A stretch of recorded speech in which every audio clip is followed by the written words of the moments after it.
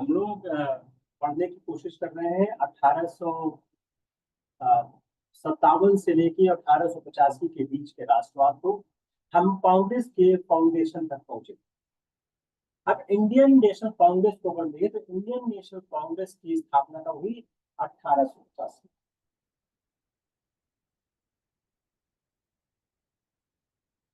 ये कितने लोग थे? 72। 72 लोग पहले इंडियन नेशनल कांग्रेस में आए थे। ये 72 political workers Indian national Congress में आए। It was the first organisation, it is the first organized expression of Indian nationalism on an all India scale. Akhil Bharatiya स्तर पर यह पहला ऐसा संगठन बना जो एक एक्सप्रेशन दे रहा था राष्ट्रवाद। एलियो ह्यूम एक रिटायर्ड अफसर थे, रिटायर्ड सिविल सर्वेंट थे। उन्होंने बड़ा इंपॉर्टेंट रोल प्ले किया इस कांग्रेस की स्थापना। अब एक बात कही जाती है कि Indian national Congress was started by एलियो Hume and other under the official direction, guidance and advice of Lord Dufferin, who was at that time the viceroy। एक सवाल कई बार आया हुआ है कि इंडियन नेशनल कांग्रेस की स्थापना के समय इंडिया का वायसराय कौन था? तो ये एक बात कही जाती है, एक मिथ क्रिएट किया जाता है कि इंडियन नेशनल कांग्रेस की स्थापना के लिए जो इंडियन नेशनल कांग्रेस स्थापित हुई उसमें डफरिन का योगदान, कि डफरिन के कहने पे, वायसराय के कहने पे इंडियन नेशनल कांग्रेस एस्टैब्लिश हुई। इस मिथ का कोर क्या है? What is the core of myth? The core of myth that a violent revolution was on the top at that time and was avoided only by the foundation of the Congress। बहुत से लेखकों ने इसको स्वीकार किया। इन young India जो publish हुई 1960 में, young India which was published in 1960, young India 1960 में पब्लिश हुई। उसमें जो एक्सट्रीमिस्ट लीडर थे लाला लाजपत राय, उन्होंने सेफ्टी वॉल्व की थ्योरी कि Congress was a safety valve. यह सेफ्टी वॉल्व की थ्योरी की थी। इस सेफ्टी वॉल्व की थ्योरी के द्वारा वो अटैक कर रहे थे किस पे? He was attacking on the moderates. तो मॉडरेट्स पे आक्रमण कर रहे थे इस सेफ्टी वॉल्व की थ्योरी के द्वारा। और ये कह रहे थे कि कांग्रेस किसकी थी? कांग्रेस लॉर्ड डफरिन की ब्रेन चाइल्ड थी, लॉर्ड डफरिन के दिमाग की उपस्थिति। अब जो इंस्टीट्यूशन बना, जो कांग्रेस, इस इंस्टीट्यूशन को अगर हम देखें तो क्या जब इंस्टीट्यूशन कांग्रेस का बना तो यह मात्र ब्रिटिश शासन के खिलाफ संतोष को बाहर कर रहा था या इंस्टीट्यूशन कुछ और था? अगर हम इस पूरी सेफ्टी वॉल थ्योरी को इस कांग्रेस के बिल को समझने की कोशिश करें तो foundation of Indian national Congress, now I am coming to the answer this question, what is the myth and reality of the Indian National Congress? The foundation of the Indian National Congress in 1885 was not a sudden event or a historical accident। 1885 में कांग्रेस की स्थापना कोई आकस्मिक घटना नहीं थी। It was the culmination of a process of political awakening that had its beginning in 1860s and 1870। जो हमने अपने पिछले दो लेक्चर में आपको बताया कि 1860 और 1870 इन दशकों में जो घटनाक्रम चल रहा था उसको अगर हम ध्यान में देखें तो 1860 1870 की घटनाओं का परिणाम था 1880 के दशक में कांग्रेस की स्थापना। The year 1885 marked a, I want to solve it. The year 1885 marked a turning point in the history of the Indian national movement. Indian national movement में 1885 का जो एक घटनाक्रम आता है वह एक टर्निंग पॉइंट देगा था। जो उस समय एक पॉलिटिकल अवेयरनेस बढ़ने लग जाती है। जो मॉडर्न इंटेलेक्चुअल्स थे वो पॉलिटिक्स में इंटरेस्ट ले रहे थे। वो अपने एक समूह का प्रतिनिधित्व करने लगे थे और नेशनल इंटरेस्ट और फॉरेन लीग के मध्य एक संघर्ष आरंभ हुआ। अगर हम इंडियन नेशनल कांग्रेस की डिमांड को देखें, if we see the initial demand of Indian national Congress,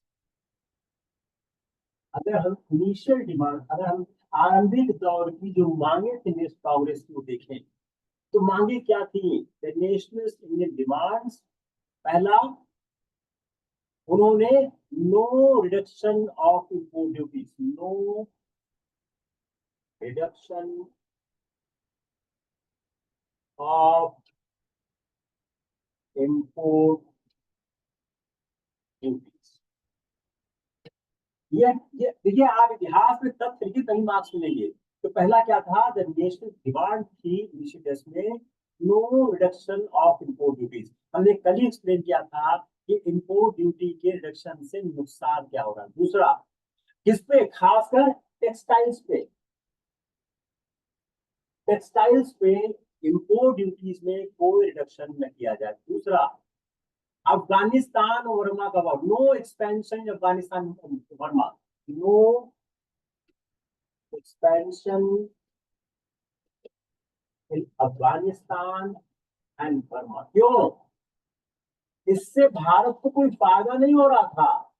Bharat का खर्चा ब्रिटिश साम्राज्यवाद के लिए हो रहा था। नो एक्सपेंशन इन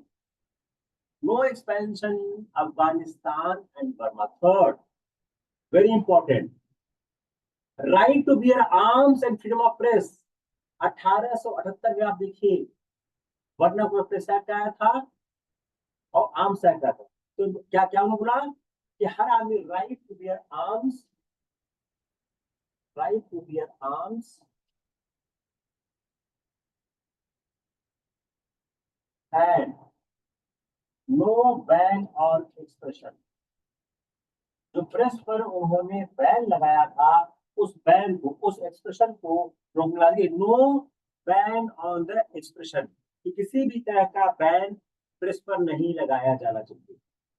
बड़ी जिन्होंने सी डिमांडें हैं। Third, higher expenditure on famine, higher expenditure on famine, जो अकाल हो रहा था उसमें हायर एक्सपेंडिचर हो। Reduction in military expenses,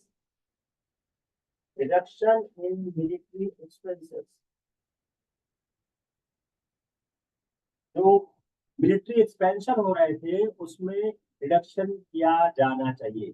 Indianisation of the civil services,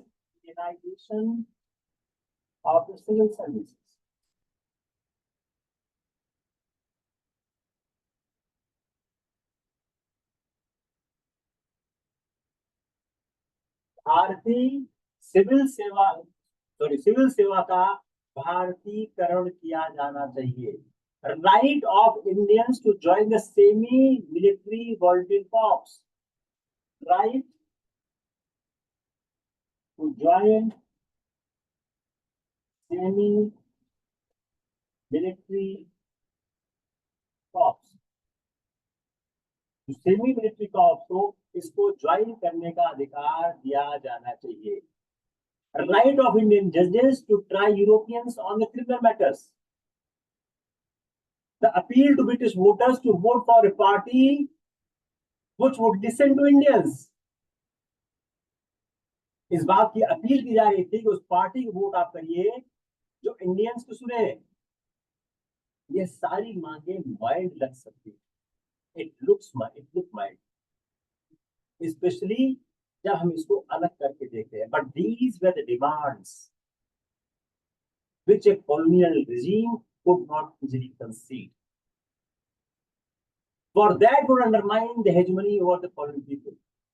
यह डिमांड ऐसी नहीं है जो कोई फॉरेन गवर्नमेंट स्वीकार करेगी, जो उसकी आधिपत्य को, उसके उपनिवेश पर कमजोर करेगी। तो जो न्यू पॉलिटिकल थ्रस्ट था इन द ईयर 1875 and 1885, 1875 से 1885, जो एक न्यू पॉलिटिकल थर्स्ट था, जो एक राजनीतिक दबाव था, was the creation of the younger, more radical, nationalist intellectuals, most of whom entered politics during this period.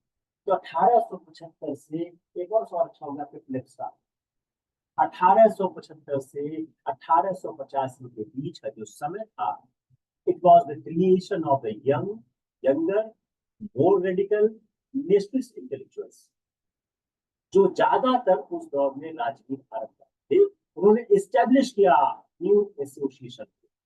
जितनी मैंने एसोसिएशन की कल बात की, the British Indian Association of Bengal had increasingly identified himself with the interest of जमींदार, इसलिए gradually अपनी loss कर रहे थे एंटी ब्रिटिश एज। ये कांग्रेस स्थापित क्यों हो रही थी कि जो उस समय की संस्थाएं थी वह लोगों की इच्छाओं के साथ नहीं चल पा रही थी। तो जो इनकी एक जो संस्था थी British Indian Association of Bengal, वो अपने को जमींदारों के इंटरेस्ट के साथ आइडेंटिफाई कर रही थी। इससे क्या हो रहा था, वह अपने उस स्टैंड को लूज कर रही थी जो एंटी ब्रिटिश था। The Bombay Association and Madras Native Association had become reactionary and moribund. ये रिएक्शनरी हो गई थी, प्रक्रियावादी हो चुकी थी। And so the younger nationalists of the Bengal, led by Surendranath Banerjee and Anand Mohan Bose, founded the Indian Association in 1876. तो Indian association 1876 में क्यों बनी?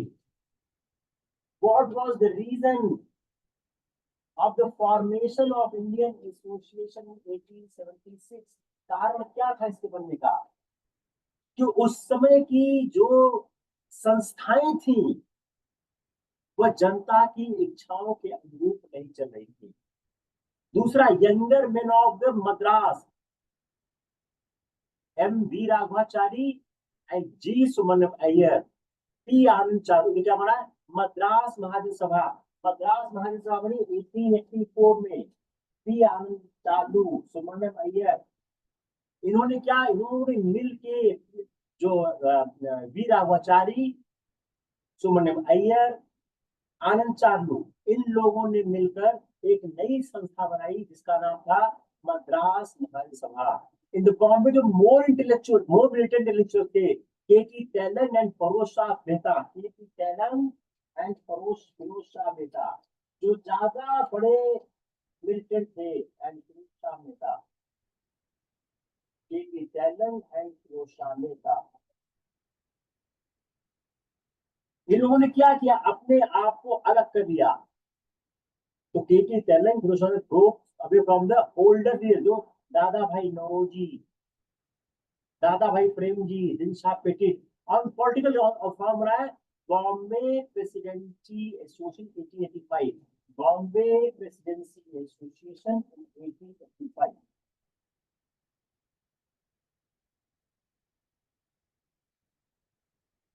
इसको आपको याद करना पड़ेगा सबका सब, उसके अलावा कोई रास्ता है नहीं। बनाया बॉम्बे प्रेसिडेंसी एसोसिएशन 1885।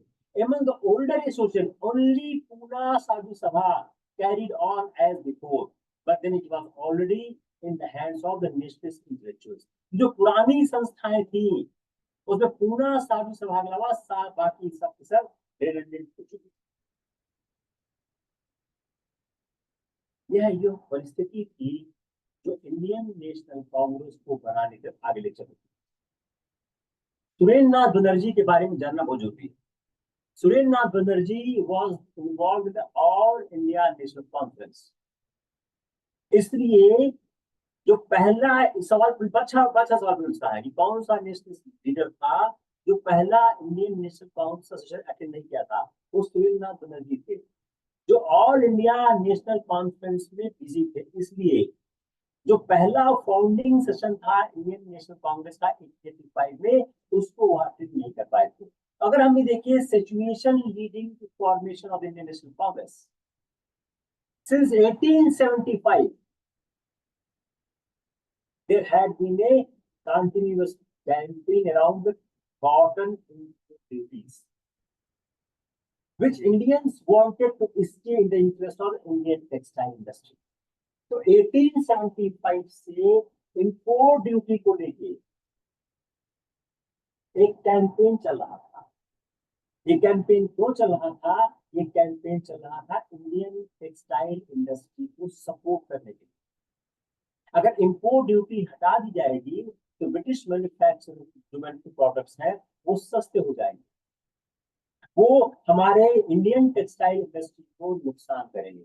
दूसरा, a massive campaign organised during 1877-88, दूसरा है 1877-78, a massive campaign was organized for what? Demand for Indianization of the government services.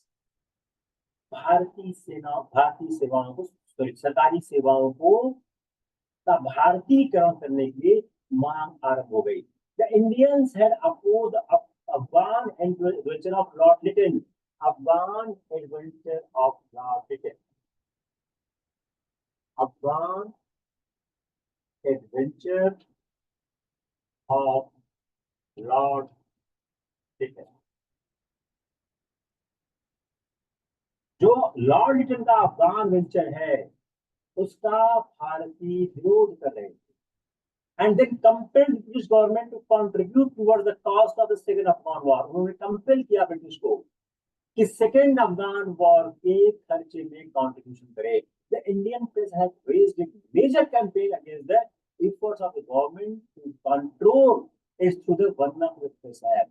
Indian ने एक पूरा कैंपेन चलाया जो सरकार हमारे देशी भाषाओं के समाचार पत्रों को कंट्रोल कर रही थी। The Indians had also opposed the effort to disarm the Arms Act in 1881-82. 1881-1882 में they had organized a protest against the Plantation Labor and Indian Immigration Act, which condemned plantation laborers to serve them. A major agitation was organized in 1883 in favor of Ilbert Bill, which would enable Indian magistrates to try Europeans. 1883 में Ilbert Bill के समर्थन में एक बड़ा campaign चलाया गया जो Ilbert bill इस बात का अधिकार दे रहा था कि इंडियन मजिस्ट्रेट यूरोपियंस के मामले में फैसला दे सकते हैं। In July 1883, a massive all India effort was made to raise a national fund which would be used to promote political education in India as well as in England. In 1885, 1885 में Indians fought for the right to join the volunteer corps restricted to the Europeans, and then organized an appeal to British voters to vote for those candidates who were friendly towards Indians. ये सारी की सारी घटनाएं क्या बता रही हैं कि एक कैंपेन चल रहा था। तो नेचुरल, अगर आप इस हम सारी घटनाओं को मिलकर हम क्या कह सकते हैं कि foundation of Congress was natural culmination of political works of previous years. The men who met in Bombay on 28 December 1885, 28 December 1885, जो लोग 1885 के 28 दिसंबर को वो मिले बॉम्बे में, were inspired by these objectives and hope to initiate the process of achieving it. P Ananda Charlu ने अपने presidential address में 1891 में पी आनंद चालू कांग्रेस के प्रेसिडेंट थे। अपने एड्रेस में उन्होंने कहा, it is a mighty nationalizer and said that This was the most glorious role among the three basic, उन्होंने three basic aims की बात की एंड ऑब्जेक्टिव ऑफ कांग्रेस को लेट आउट किया। जो पहले प्रेसिडेंट थे डब्ल्यू रोमेशचंद्र बनर्जी, उन्होंने उन्होंने क्या बोला कि Fuller development and consolidation of the sentiments of the national unity. The Russian traveller I.P. Minyav, Russian traveler I.P. Minyav, I.P. Minyav, एक रशियन ट्रेवलर थे, जो रशियन ट्रेवलर थे I.P. Minyav, he wrote in his diary that when he was traveling Bombay, when he was traveling with the Banerjee, he's asked what practical results will Congress expect from the Congress. Banerjee ने क्या बोला? Growth of the national feelings and unity of Indians. इसको आप जरूर याद कि व्योमचंद्र बनर्जी ने Russian traveller से जो रशियन ट्रेवलर थे उनको जवाब देते हुए कहा कि हमारे कांग्रेस का लक्ष्य क्या है? Growth of national feelings and unity of Indians, the making of India into a nation was to be a prolonged historical process. The Congress leaders realized that the diversity of India was such that special efforts unknown to other parts of the world would have to be made and national unity carefully nurtured. वह एक राष्ट्रीय एकता के बारे में सोच रहे थे। अब इस प्रयास में in an effort to reach all regions, यह डिसाइड किया गया to rotate the Congress session among different parts of the country. The president was to belong to a region other than where the Congress session was being held. जिस जगह Congress session held होगा उस reason का अध्यक्ष होगा। To reach out the followers of all religions and remove the fears of the minorities, a rule was made in 1888. 1888 में एक rule बनाया गया। No resolution was to be passed to which an overwhelming majority of Hindus or Muslim delegates objected. आप एक चीज तैयार करिए, मैं जानबूझ कर बता रहा हूँ। 1888 का कांग्रेस का सेशन कहाँ हुआ, उसकी अध्यक्षता किसने? जब भी आप कांग्रेस पे कोई सवाल लिखेंगे तो आपको 1888 और 1889 दो रिजोल्यूशन आपको लिखने ही। 1888 के सेशन में एक रेजोल्यूशन पास हुआ। कहा गया कि no resolution was to be passed to which an overwhelming majority of Hindus और मुस्लिम डेलीगेट्स ऑब्जेक्टेड। ऐसा कोई भी प्रस्ताव पास नहीं होगा जिसको हिंदू और मुस्लिम डेलीगेट्स ऑब्जेक्ट करेंगे। 1889 में एक माइनॉरिटी क्लॉज आया।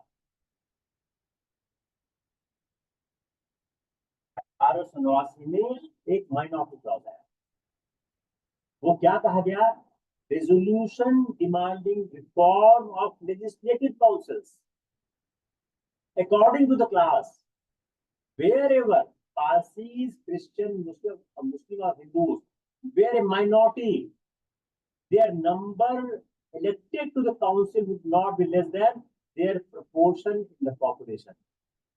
The reason given by the mover of the resolution was that India was not yet a homogeneous country and political methods here had to be therefore to differ from those in Europe.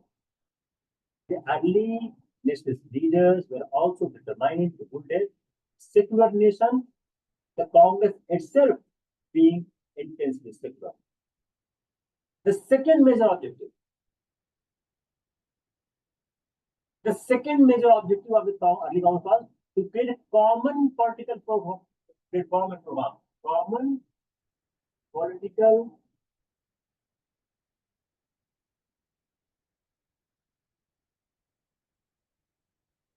platform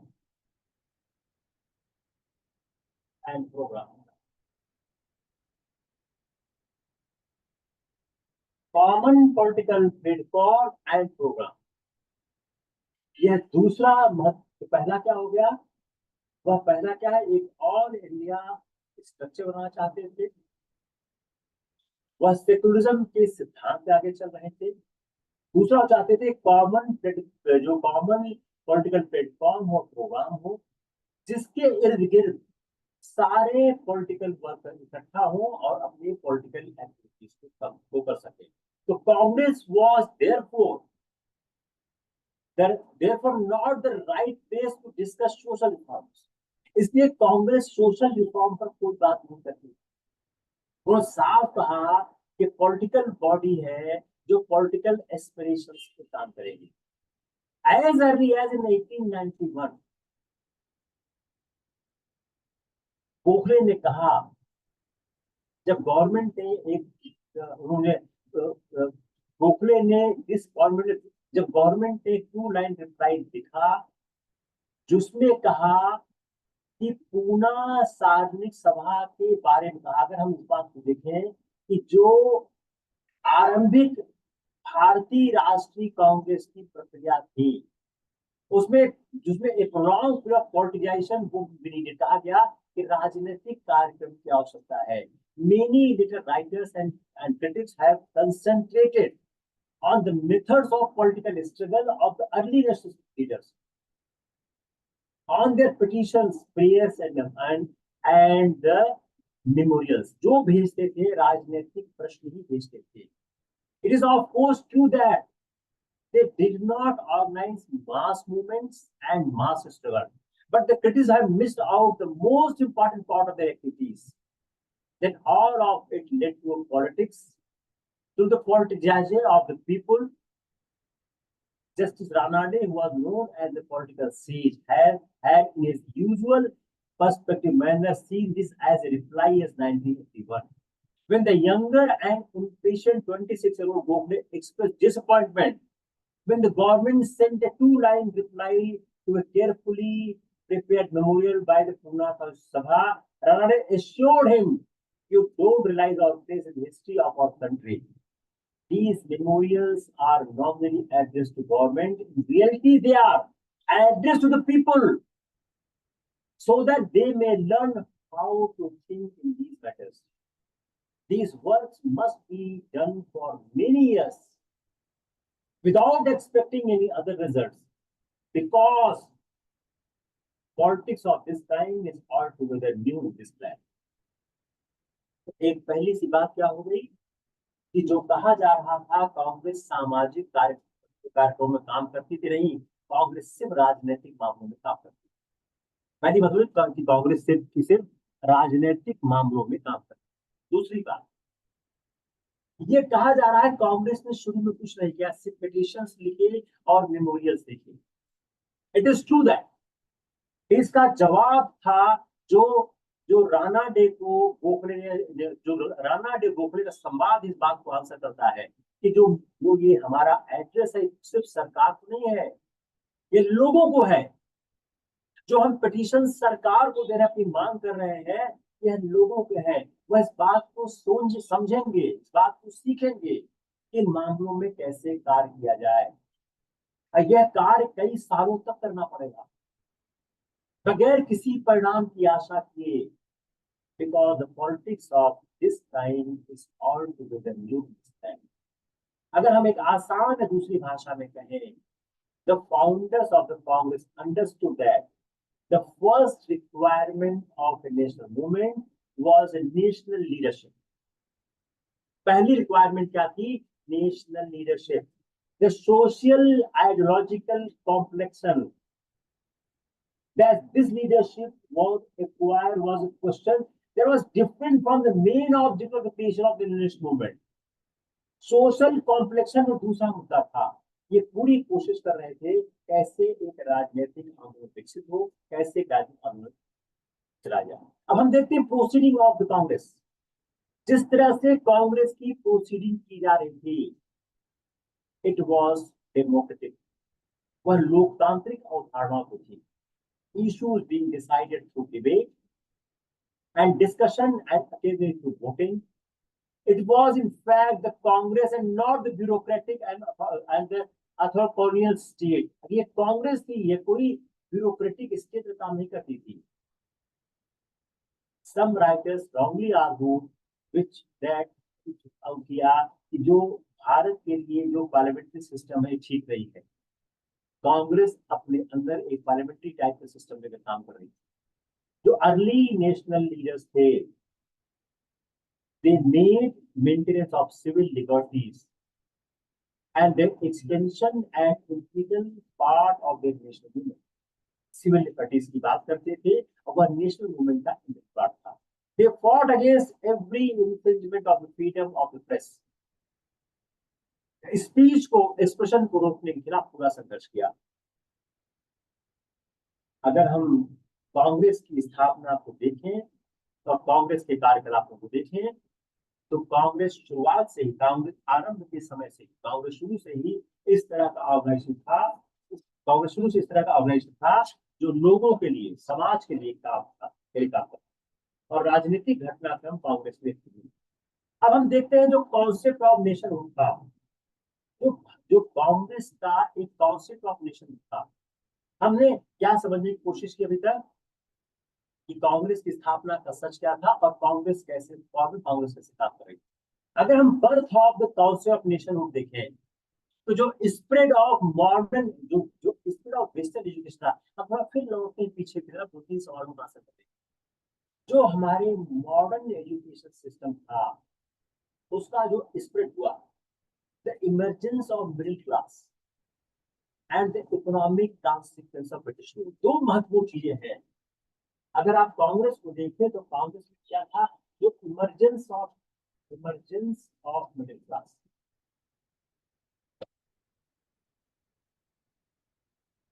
और economic consequences.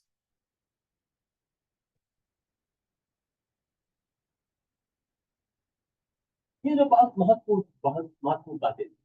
तो जो spirit of modern education था, modern education था, emergence of middle class था और economic consequences of British rule, ये तीन बहुत महत्वपूर्ण चीजें उसमें आपको दिखाई देती है. और पॉलिटिकल अवेयरनेस ने जो उसमें था, ये birth to the concept of nationhood. एक सवाल ये है, जरूर आ सकता है इसमें, why political association being formed. Political answer क्या होगा? The political associations were founded to organize the English educated classes to plead for a more or less common program of political progress. जो एक राजनीतिक संगठन बनाए गए, उसका लक्ष्य क्या था कि ऑर्गेनाइज किया जाए इंग्लिश एजुकेटेड क्लासेस को, टू प्लीड फॉर मोर और less common programme of political progress. अब इस जो पॉलिटिकल इशू फाउंड किए गए, इसका कल्मुलेशन क्या था? Foundation of the Indian national Congress 1855. हमारे नेशनल मूवमेंट का नेचर क्या था? What was the nature of the Indian national movement? Out of economic, social, political contradictions जो स्पेंड कर रही थी by colonial under development, outcome of the mechanization of a microscopic minority of middle classes. यह जो सारे system थे, जो हमारे नेचर क्या था, it was national movement. Why? इसने समाज के बड़े वर्ग को प्रभावित किया.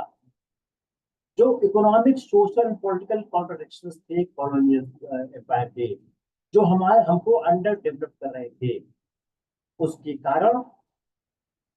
उसके कारण एक नेशनल मूवमेंट का जन्म हुआ था. Was it a beneficial result of the administrative and political unification of the nation in the making and an active agent of that process, or merely the expression of local grievances? यह एक administrative and political unification का परिणाम था या local grievances को यह express करना था?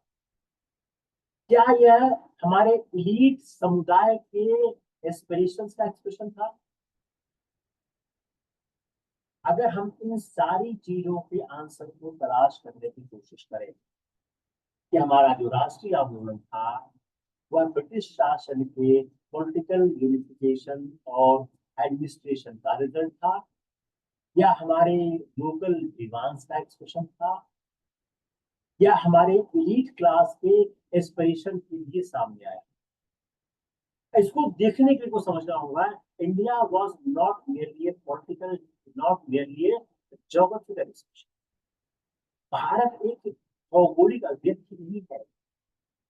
Its history, culture reflected an inherent unity underlying this apparently in the diversity. और जो यूनिटी हमारे भारत की है, जो यूनिटी है, इसने हेल्प किया हमारे फ्रीडम मूवमेंट के ग्रोथ में और उसको आगे बढ़ाने में। जो एडमिनिस्ट्रेटिव यूनिटी ब्रिटिश के द्वारा लाई गई, जो मॉडर्न आइडियाज लाए गए, उन्होंने भी कुछ हद तक हमारे नेशनल मूवमेंट को प्रभावित किया। अब हमारे नेशनल मूवमेंट का इंस्पिरेशन क्या है? What is the inspiration of the national movement? Resurgence of the democratic, liberal, and nationalist aspiration was a dominant phenomenon of the modern age. जो आधुनिक समय का लोकतांत्रिक और एक उदारवादी सिद्धांत था, जो लोगों की इच्छाओं में जागृत हो रहा था, यह मात्र ब्रिटेन तक सीमित नहीं रह सका। इसका विश्वव्यापी प्रसार होने लगा। American war of independence, the French revolution, Russian revolution, इसने प्रोवाइड किया निस्संदेह inspiration to the various countries subjected to the following point. जो लोग दास्तां के संस्कार में जो लोग प्रभावित थे, उनको एक नई दृष्टि दी, नई सोच दी। अब हम इसको फेजेस में पढ़ने की कोशिश करते हैं। पहला फेज क्या है? 1885 1905। इसको हम क्या बोलते हैं? Moderate phase. हमको फेज में क्यों पढ़ना होगा? उसका कारण यह है कि कई बार सवाल एक ही फेज है। दूसरा 1905 से 1915, 1905 1915, इसमें दो फेज है। एक है स्वदेशी बाइकआउट, इस फेज में एक है स्वदेशी बाइकआउट। दूसरा क्या है? एक्सट्रीमिज्म। इसी फेज में एक्सट्रीमिज्म भी आ रहा है। तो अगर आपका 1905 1915 के बीच में आता है, तो जो एक न्यू नेशनलिज्म था, एक नौ राष्ट्रवाद था, जो चरमपंथ की ओर जा रहा था, और यही था, इसी बोलते हैं फर्स्ट रिवोल्यूशनरी मूवमेंट। तीसरा आता है गांधी फेज, 1916 से 1922, गांधी रेरा। ये गांधी का याद था, ये गांधी का काल था। चौथा द काउंसिल एंट्री प्रोग्राम। चौथा काउंसिल एंट्री प्रोग्राम। जब 1922 में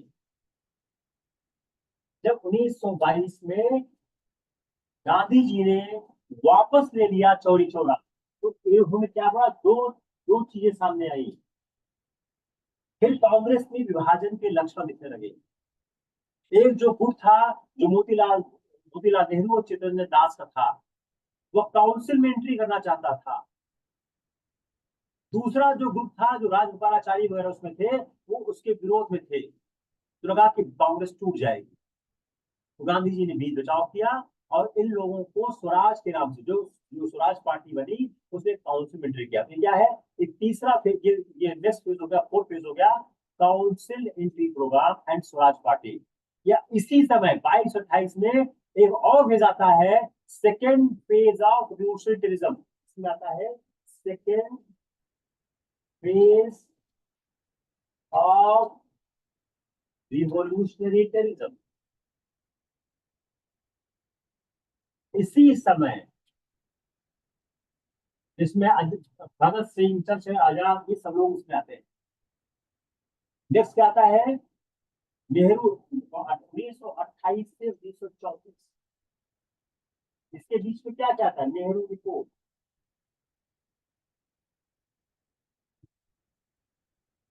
पूर्ण स्वराज, जो लाहौर सेशन, हम लोग जो डिटेल पढ़ेंगे, नेहरू रिपोर्ट हो गया, लाहौर सेशन, पूर्ण स्वराज हो गया, जो महत्वपूर्ण है, और civil disobedience movement, civil disobedience जो सविनय अवज्ञा आंदोलन होता है। तीसरा है 19, नेक्स्ट है ये 1 2 3 4 5, आते हैं 6 फेज पे, 1935 टू 1939।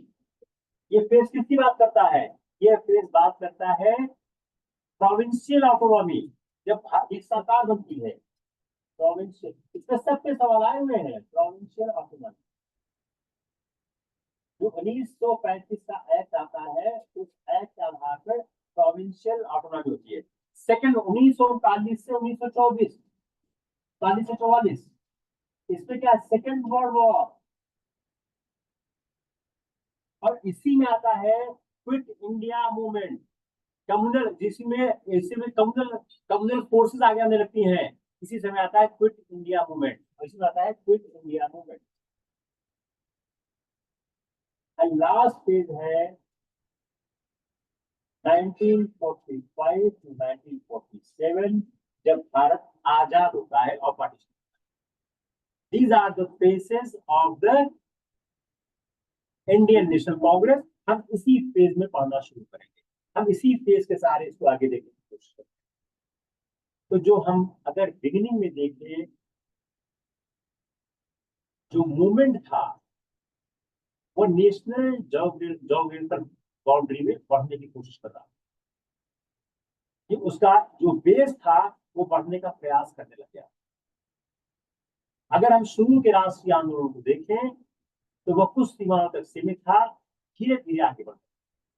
तो हम अगली क्लास में शुरू करेंगे राष्ट्रीय आंदोलन के विभिन्न चरणों। तो हम लोग कहाँ तक आ गए, हम लोगों ने 3 लेक्चर जो दिए हैं 1885 के बाद से, उसमें हमने ये समझाने की कोशिश की है कि आंदोलन 1857 के बाद से 1885 तक कैसे विकसित हुआ।